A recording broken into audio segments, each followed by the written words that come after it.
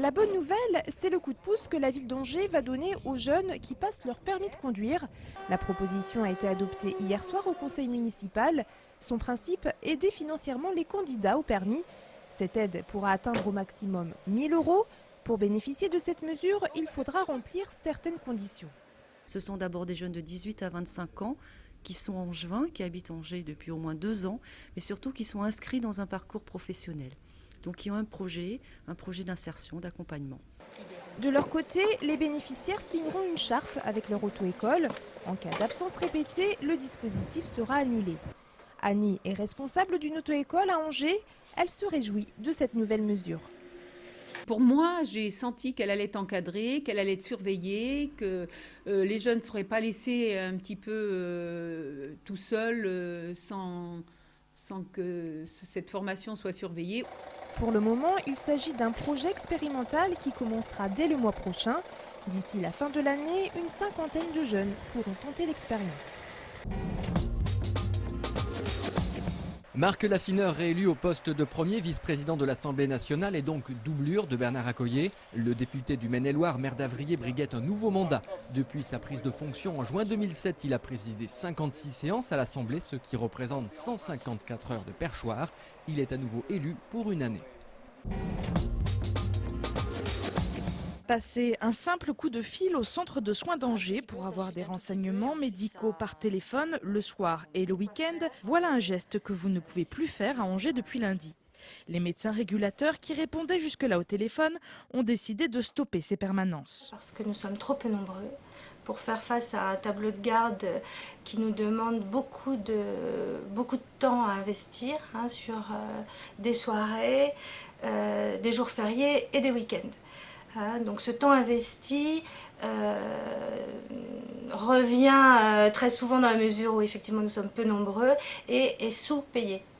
Donc ça, c'est pas très attractif. Il faut dire que cette permanence téléphonique repose sur le volontariat et les médecins généralistes volontaires sont passés de 70 en 2002 dans notre département à 39 aujourd'hui. Le volontariat, c'est assez limite aussi. Il faut que ça soit un travail qui soit quand même reconnu utile, soutenu et qui puisse se développer et durer. On ne peut pas maintenir une association comme ça de 39 personnes avec l'idée que ça peut s'arrêter à tout moment, qu'on ne sait pas trop où ça va, comment on va se former. Enfin, ça n'a pas de sens dans ces cas-là.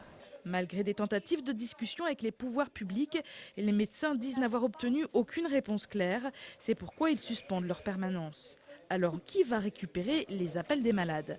Eh bien, c'est le SAMU qui devra traiter par téléphone, en plus de l'urgence vitale, les petites maladies.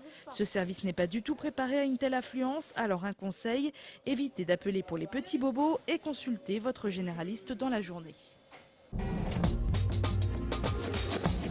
Le chiffre du jour, c'est le nombre de demandeurs d'emploi en Maine-et-Loire. Ils sont 21 151, c'est 5,7% de plus par rapport au mois de juillet. Alors que le département avait bien résisté les mois précédents avec une stabilisation, il subit désormais, comme au niveau national, le ralentissement de l'économie.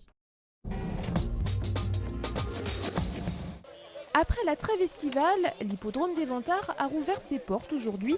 Et c'est sur les chapeaux de roue que cette seconde saison a débuté. Environ 1500 personnes ont foulé les allées du site. Un beau succès donc pour cette première journée. Il faut dire que tout a été fait pour attirer le public.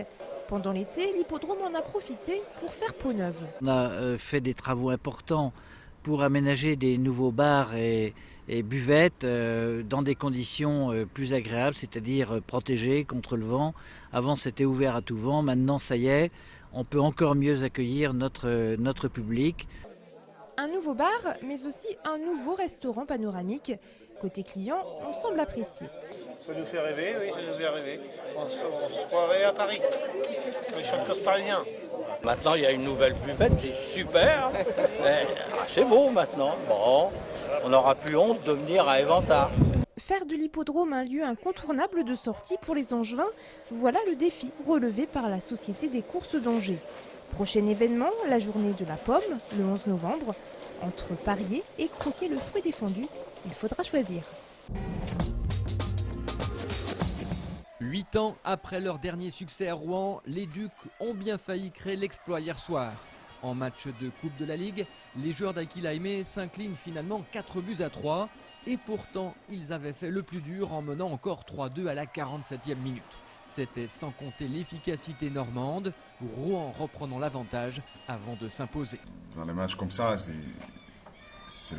vraiment les petites erreurs qui font la différence. Et malheureusement, ce soir, c'était encore nous qui a fait les erreurs. Mais globalement, c'était pas mal. Mais je crois qu'il faut qu'on trouve ce dernier pas qu'on va gagner contre les équipes comme ça. Vendredi, le magazine Hockey les Ducs sera intégralement consacré à ce déplacement des Ducs à Rouen. On vient d'arriver, mais ça a l'air pas mal. On a vu qu'il y avait beaucoup d'activités sur le cinéma, le théâtre.